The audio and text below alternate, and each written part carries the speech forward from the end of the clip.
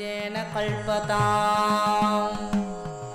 आचार्य चरणद्वन्द्व स्मृतेर्वाचकरूपिणम् अहं कृत्वा कुरुदे व्याख्यां नाहमत्र प्रबुर्यतः.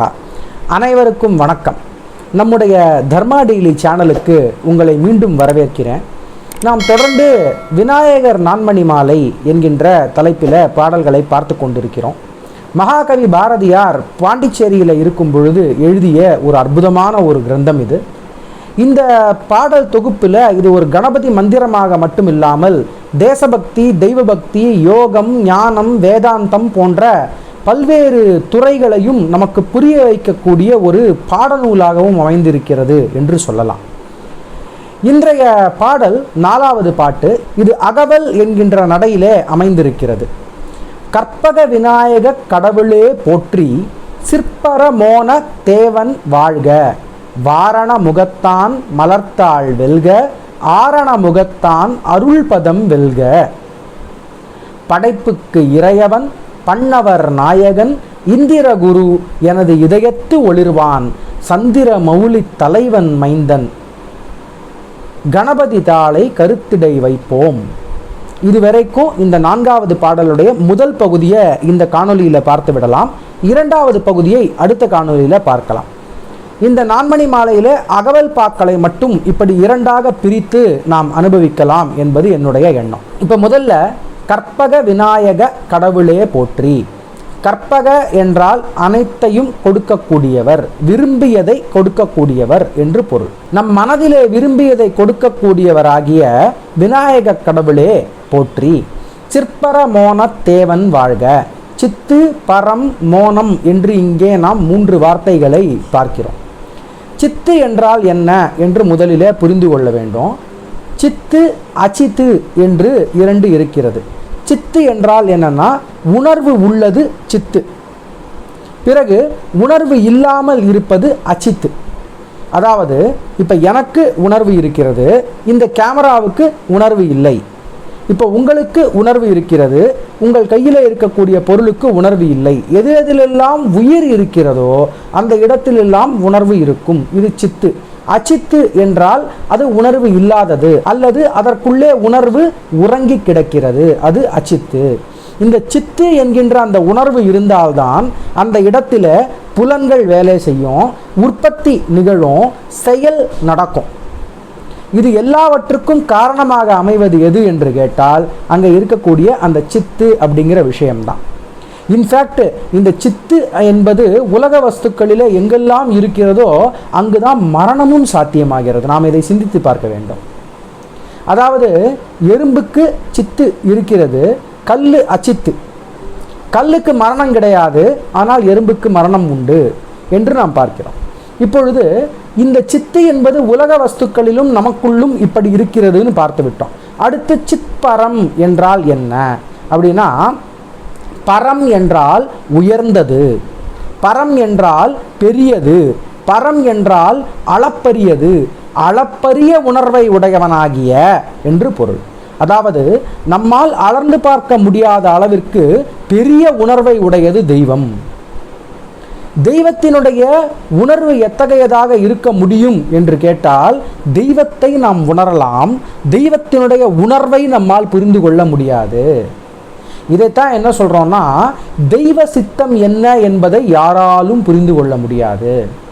நமக்கு நல்லது நடந்தாலும் கெட்டது நடந்தாலும் அது ஏதோ ஒரு காரணத்திற்காகத்தான் இருக்க வேண்டும் என்று திருவருளை நினைத்து பார்த்தல்னு சொல்லுவாங்க. இந்த திருவருளை எண்ணுதல்னா என்னன்னா, ஏதோ ஒரு காரணத்திற்காக, நமக்கு புரியாத காரணத்திற்காகத்தான் தெய்வம் நமக்கு இந்த சோதனையை கொடுத்திருக்கிறது, அல்லது இந்த ஒரு விஷயம் நமக்கு கிடைக்காமல் போனதுக்கு காரணம். இது வெறும மனசுக்கு ஒரு தேர்தல் சொல்லிக்கிற, ஆறுதல் சொல்லிக்கிற விஷயம் கிடையாது. இது அதையும் தாண்டி நம்மை தெய்வத்தினிடத்திலே பரிபூரணமாக சரணாகதி அடைவதற்கு தயார் செய்யக்கூடிய சிந்தனை. அப்படி தெய்வத்தினிடத்தில் சரணாகதி அடையக்கூடிய விதத்தில் சிற்பர, அடுத்த வார்த்தை மோனம். ஏன்னா மோனம் என்பது என்ன? இப்போ ஒரு ஓசை இருக்கிறது, இன்னொரு ஓசை இருக்கிறது.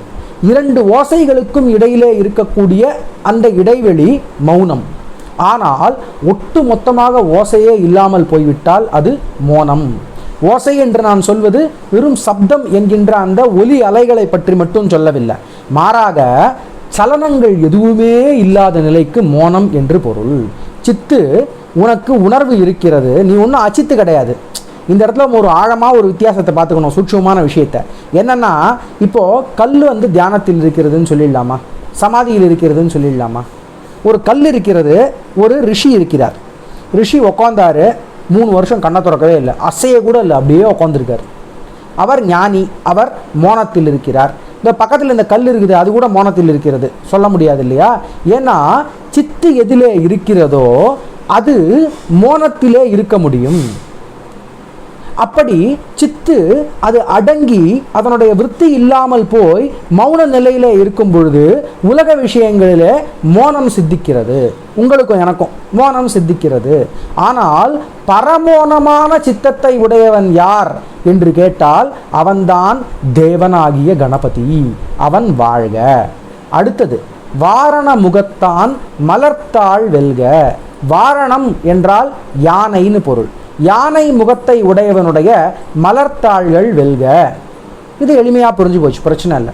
ஆரண முகத்தான் அருள் பதம் வெல்க. ஆரணம் என்றால் அழகு நிறைந்தது, ஒளி நிறைந்தது என்று பொருள். அழகு நிறைந்த முகத்தை உடையவனுடைய அருள் பதம் வெல்க. எவ்வளவு அழகா இருக்கக்கூடியவர் விநாயகர். குழந்தைகளுக்கெல்லாம் ரொம்ப ரொம்ப பிடித்த கடவுள் இல்லையா அவர்? 2 தெய்வங்களை குழந்தைகளுக்கு ரொம்ப ரொம்ப எளிமையாக பிடிக்கும். ஒன்று விநாயகர், மற்றொன்று ஹனுமன். ஹனுமன் கூட அவரை பற்றி சொல்லக்கூடிய கதைகள், அவருடைய ஒரு குழந்தைக்கு விளையாடுவதற்கு பிடித்தமான ஒரு வானரம் போன்ற ஒரு வடிவம் மற்றும் அந்த வாள், இது எல்லாத்தையும் பார்த்து ஹனுமனை குழந்தைகளுக்கு பிடிக்கலாம். ஆனால் கணபதி பார்த்தோன்னு சொன்னால் ஆன அப்படின்னு அவ்வளவு ஆசையாக இருக்கும் குழந்தைகள். அப்படி ஆரண முகத்தான் அருள்பதம் வெல்க. அடுத்தது, படைப்புக்கு இறையவன் பன்னவர் நாயகன் இந்திரகுரு எனது இதயத்து ஒளிர்வான் என்று 4 விஷயங்களை சொல்லுகிறார். படைப்புக்கு இறையவன் முன்னமே பார்த்து விட்டோம். தொமேவ கேவலம் கர்த்தாசி தொமேவ கேவலம் ஹர்த்தாசி துவாம் சர்வம் கல்விதம் பிரம்மாசி என்று கணபதி உபனிஷத்து சொல்கின்ற காரணத்தினாலே பிரம வடிவமாகவும் கணபதியே இருக்கிறார் கானாபத்தியம் என்கின்ற மதத்திலே. அப்படி கானாபத்தியம் என்கின்ற மதத்தில் பிரம வடிவாக இருக்கக்கூடிய கணபதி, பிரமன் வடிவாக இருக்கக்கூடிய கணபதி, அவர் படைப்புக்கு இறையவன். அது மட்டுமல்ல, எல்லா விதமான செயல்களை துவங்குவதற்கு முன்பாகவும் வணங்கப்படக்கூடியவன், எல்லா விதமான படைப்புகளுக்கு முன்பாகவும் வணங்கப்படக்கூடியவன். உதாரணமாக, ஒரு இடத்துக்கு கிளம்புறோமா, வீட்டு வாசலில் இருக்கிற பிள்ளையாருக்கு முன்னாடி ஒரு 2 தோப்புக்கரணம் போட்டு போயிடுவோம். அது மட்டுமல்ல, ஏதாவது ஒரு காரியம் பண்ண போகிறோமா பிள்ளையார் பூஜை பண்ணுவோம், வீடு கட்ட போகிறோமா பிள்ளையார் பூஜை, கல்யாணமா பிள்ளையார் பூஜை. மேலும் இன்னொரு விசேஷம் என்னவென்று கேட்டால், சிவ பூஜை பண்ணினோன்னு சொன்னால் கூட சேர்த்து அம்பாளை பூஜை பண்ணுவோம், மிஞ்சி போனால் அவ்வளோதான். அதே சமயத்தில் பெருமாள் பூஜைனா பெருமாள் தாயார் பூஜை பண்ணுறோம், அவ்வளோதான். இல்லை முருகர் பூஜையா, முருகருக்கு பூஜை நடக்கும். ஆனால் யாருக்கு பூஜை செய்தாலும், அது ராமராகட்டும், கிருஷ்ணராகட்டும், முருகராகட்டும், சிவனாகட்டும், யாருக்கு பூஜை செய்தாலும் அங்கே ஒரு பூஜை நிச்சயமாக நடக்கும். அதுதான் கணபதி பூஜை. அப்படி படைப்புக்கு இறையவன் இருக்கக்கூடியவன், எல்லா விதமான செயல்களுக்கும் எல்லா விதமான படைப்புகளுக்கும் இறைவனாக இருக்கக்கூடியவன், பிரமனாக தானே இருக்கின்ற காரணத்தினாலே அவன் படைப்பு எல்லாவற்றுக்கும் இறைவனாகவும் இருக்கிறான். பன்னவர் நாயகன், இதையும் நாம் பார்த்து விட்டோம் முன்னமே. எல்லா விதமான நூல்களை இயற்றுபவர்களும் பண்களை இயற்றுபவர்களும் பாடல்களை இயற்றுபவர்களுக்கும் நாயகன் கணபதி தான். ஏனென்றால் இயற்றுதல் என்பதை முதலிலே தன்னுடைய தந்தத்தை ஒடித்து செய்து காட்டியது மகாபாரத விஷயத்தில். அது மட்டுமல்ல, எல்லா விதமான நூல்களுக்கும் கணபதி காப்பு இருக்கிறதுனால பன்னவர் நாயகன். இந்திரகுரு எனது இதயத்து ஒளிர்வான். அவன் இந்திர குருவாக இருக்கிறான். 2 பொருளில். ஒன்று என்னன்னு கேட்டிங்கன்னா, பிரகஸ்பதி இந்திரனுடைய குருவாக இருக்கக்கூடிய தேவகுருவாகிய பிரகஸ்பதி ஸ்வரூபமாகவும் கணபதியே இருக்கிறார் என்கிறார் இங்கே பாரதி. அது மட்டுமல்ல, அவன் இந்திரியங்களுக்கு குருவாக இருக்கிறான். இந்திரியங்கள், நம்முடைய 5 இந்திரியங்களையும் நாம் ஒடுக்க வேண்டும் என்று சொன்னால் அதற்கு மிக மிக எளிதான சித்தி எதுன்னு கேட்டால் கணபதி மந்திரம், கணபதி தியானம், மூலாதாரத்தில் ஓங்கார ரூபமாக கணபதியை தியானிப்பது. இதை செய்தால் இந்திரியங்கள் மிக எளிமையாக வசப்படும் என்று யோக மார்க்க நூல்கள் சொல்கின்றன. அப்போது இந்திர குரு எனது இதயத்து ஒளிர்வான், அவன் என்னுடைய இதயத்திலே ஒளியாக நிற்கிறான். என்னுடைய இதயம் நிறைந்து இருக்கக்கூடிய கணபதி அங்கே ஒளியை உருவாக்குகிறான். சந்திர மௌலி தலைவன் மைந்தன், சந்திரனை தரித்திருக்கக்கூடிய ஈசன் என்கிறான். அந்த ஈசனுடைய என் தலைவனுடைய மகன் சந்திர மௌலி தலைவன் மைந்தன். கணபதி தாளை கருத்திடை வைப்போம். அத்தகைய கணபதியினுடைய பாதத்தினை நம்முடைய கருத்துக்கு இடையிலே வைப்போம். என்றால் என்ன? நாம் எத்தனையோ எண்ணங்களை உருவாக்குகிறோம், எதையோ நாம் கருதுகிறோம். எப்பொழுதுமே தெய்வத்தை பற்றி மட்டுமே யோசித்து கொண்டிருந்தால் நம்மளாலெல்லாம் வாழ்க்கையை நடத்த முடியாது. அதுக்குன்னு இருக்காங்க, ஞானிகள் இருக்காங்க, சன்னியாசிகள், குருமார்கள் இருக்காங்க. அவர்கள் எப்பொழுதுமே தெய்வ சிந்தனையோடு கூட இருந்து அவர்களுடைய தேவைகளை எல்லாம் இந்த சமுதாயம் கவனித்துக் கொள்கிறது. அவர்களுடைய பக்தர்கள் பார்த்துப்பாங்க, அது வேற பிரச்சனை. ஆனால் நம்மை பொறுத்த அளவில் எப்பொழுதுமே நாம் தெய்வத்தை கருதி கொண்டே இருக்க முடியாது. வேலையை பற்றி யோசிக்கணும், பணம் சம்பாதிக்கிறத பற்றி யோசிக்கணும், கடன், போக்குவரத்து எல்லாத்த பற்றியும் நம்ம யோசிக்க வேண்டிய தேவையோடு இருக்கிறோம். ஆனால் அந்த எண்ணங்கள் எல்லாவற்றுக்கும் இடையில ஒரு விஷயத்தையும் முடித்து மற்றொரு விஷயத்தை பற்றி சிந்தனை செய்வதற்கு நடுவில் ஒரு கேப் இருக்கும் பார்த்தீங்களா? அந்த இடையில, அந்த கேப்பில் நம்முடைய கணபதியை பற்றி சிந்திப்போம். கணபதியினுடைய தாளினை நம்முடைய கருத்துகளுக்கு இடையிடையில் வச்சுப்போம். எப்பொழுதுமே அவரை பற்றி சிந்திப்பது என்பது நம்மை போன்றவர்களால் இயலாத காரியம். ஆனால் எப்பொழுதெல்லாம் நேரம் கிடைக்கிறதோ நம்முடைய கருத்துகளுக்கு இடையிலே கணபதியினுடைய தாளினைகளை சிந்திப்போம் என்று இந்த இடத்துல பாரதி மிக அற்புதமாக சொல்லுகிறார். இதனோடு இந்த முதல் பகுதியை நாம் முடித்துக் கொள்கிறோம். 4வது பாட்டுடைய முதல் பகுதி. உங்கள் அனைவருக்கும் ஒரு விண்ணப்பம்.